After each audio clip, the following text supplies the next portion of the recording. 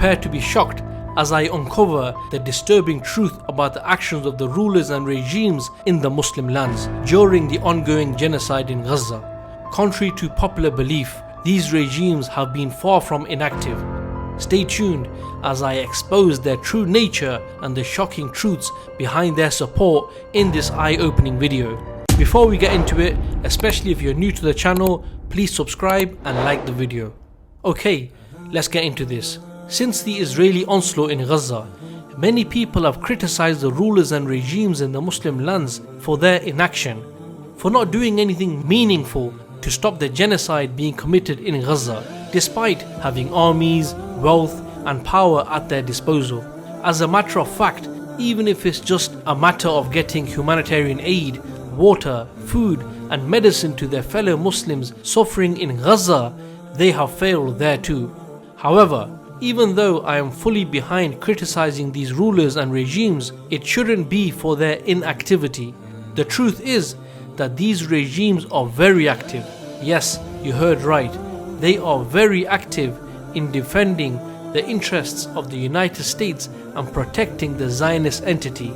There are many examples of this, but I want to focus on one particular example in this video, which is so blatant, which exposes the treachery of these regimes to a level where I would be baffled if some Muslims continued making excuses for them.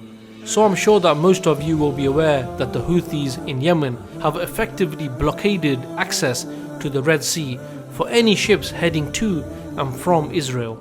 The Houthis have made it clear that they are doing this in response to the Israeli siege of Gaza, and say that they will continue to do so until Israel lifts its unlawful blockade of Gaza. And you may expect that even though some of the other regimes in the region may not assist the Houthis in this effort, at least they will agree that someone is trying to do something to help the Muslims in Gaza, right? Wrong. In fact, the UAE, Saudi Arabia and Jordan are helping the Zionist entity bypass the Houthis' Red Sea blockade. Yes, you heard right. The UAE, Saudi Arabia and Jordan are helping the Zionist entity bypass the Houthis' Red Sea blockade. So according to Hebrew Channel 13, the cargo ships arrive and unload in the UAE.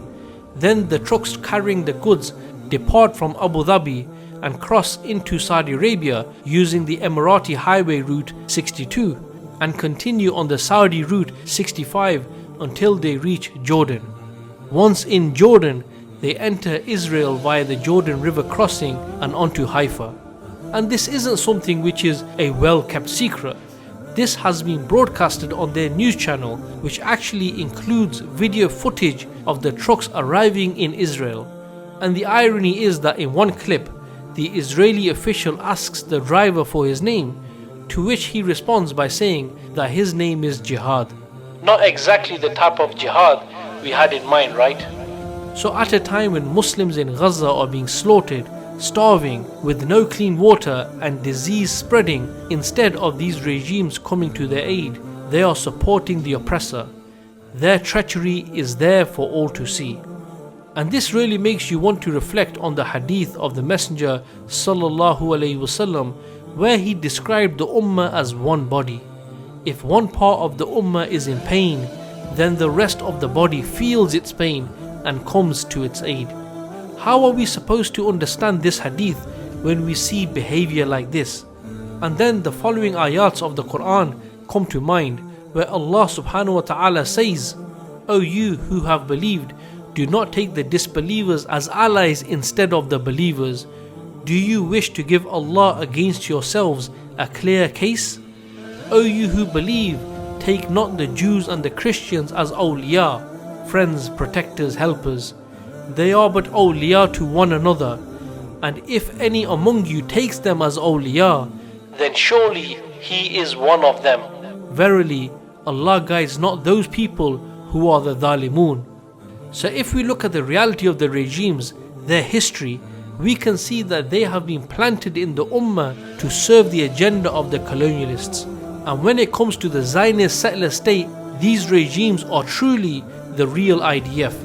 They are alien to the body of the ummah, As seen in the case of the land bridge to support the Israelis, they do not feel the pain of the Muslims in Gaza, but rather the pain of the Zionists. And this isn't exclusive to Palestine. Just look back at the regimes rewarding medals to the butcher of Gujarat, Modi, knowing what is happening to Muslims in Kashmir and India. They have been injected into the Ummah to keep it in a coma and stop it from rising once again, so that the body cannot wake up and break the shackles of the colonialists. So brothers and sisters, what is happening in Gaza has been described as a furqan, that which differentiates between the truth and falsehood. And indeed, if Muslims still had reservations about these rulers and regimes, Gaza has made this clear as day. Even after what the Zionists have done and continue to do in Gaza, the Saudis still want to normalize relations with Israel. What more can you say? So to conclude, I want to end with a powerful reminder, which is that ultimately the Ummah is indeed powerful. Whether this is from the Aqidah point of view, just look at the sabr, tawakkul, resilience that our brothers and sisters are showing in Gaza, or whether it's from a material resource point of view. Who possesses the resources? Who possesses the strategic lands, the populations, and so on? It is the Ummah.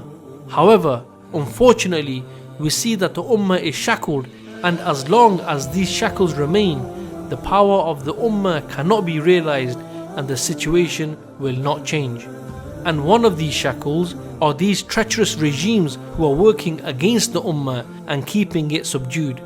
So what must we, the Ummah, do with these regimes? Well, I'll let you join the dots. It would be great to get your views, your thoughts on this by dropping a comment on the video. If you found this video beneficial, please share it and don't forget to subscribe and like the video. Until the next one, Assalamu alaikum wa rahmatullahi wa barakatuhu.